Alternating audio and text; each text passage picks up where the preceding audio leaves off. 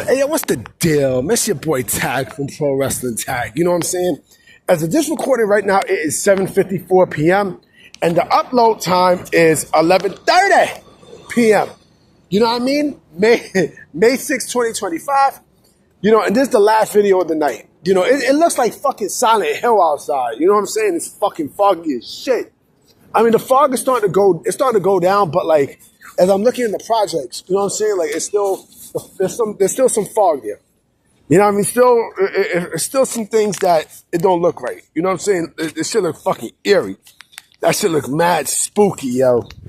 You know, so this is my installment of, you know, Pro Wrestling What If. This is volume 4. You know what I mean? I knew I would come up with something. You know what I mean? Oh yeah. You know, I see people mad that, you know, the righteous might be signing with WWE because Karrion Kross put something out.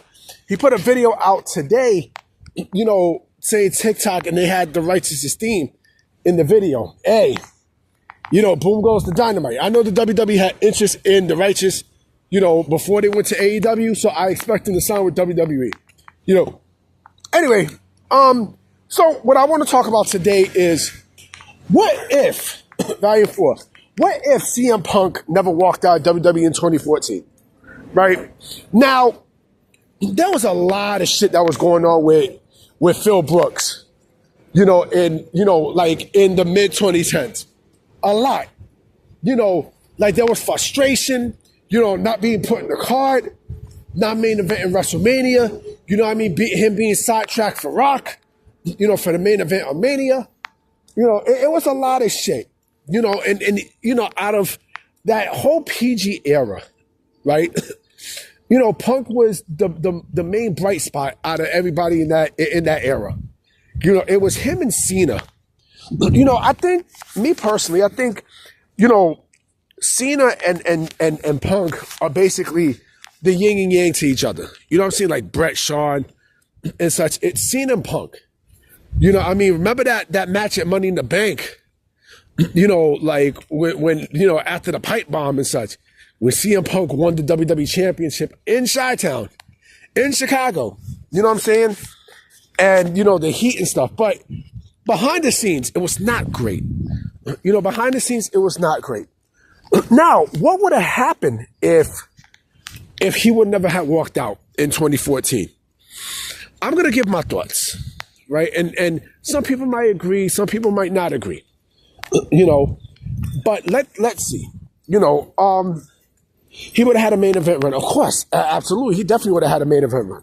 You know what I mean? I think he probably would have fought, you know, Triple H at WrestleMania 30, you know, but, you know, I think people wanted Daniel Bryan, you know, in there. I think they wanted Daniel Bryan right in there and such, you know what I'm saying? I understand, yeah, he was the fan favorite, but I felt like, you know, like it should have been, honestly, it should have been Punk and Daniel Bryan, you know, at WrestleMania 30. I think that would have been box office.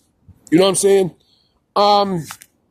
You know, and who knows? Instead of Daniel Bryan, it probably would have been, you know, Punk in that triple threat with Batista and Randy Orton.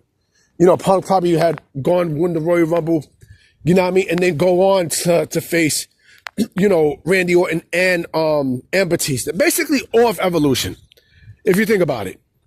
You know what I'm saying? I think instead of Daniel Bryan, it definitely would have been Punk, for sure. Right? Definitely the other thing too is, you know, his feud with the Authority, you know, it would have definitely been complete. You know what I mean? It definitely would have, you know, there definitely would have been a storyline with Punk and the Authority, you know what I'm saying? With Triple H and Stephanie McMahon and, you know, the same, like, put it this way. Everything that happened with Daniel Bryan would have happened with Punk. No doubt about it. No fucking doubt about it. And that's, you know, I think that would have clearly happened, right? Let me see, another thing too. If he had not walked out, you know, AJ Styles came 2 years later, right? I definitely wanted to see a match. I still want to see it's fucked up that we have not gotten a match between both of them. It's crazy when you think about it. You know, they had great matches in ROH and in the Indies. You know what I mean? But it's crazy that they never crossed paths with each other. Crazy, right? It's definitely crazy when you think about it.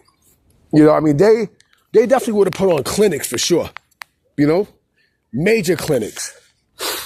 Let me go back to something with the Authority. I truly think that with Punk, he probably would have, admitted that he would have been the one who brought the Shield, or admit that he brought the Shield to WWE.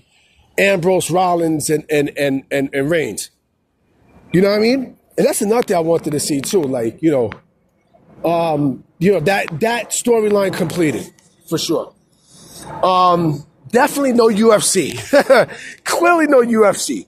There definitely would have not been a UFC run. I think out of all the things that would have happened, like that would have ceased to exist.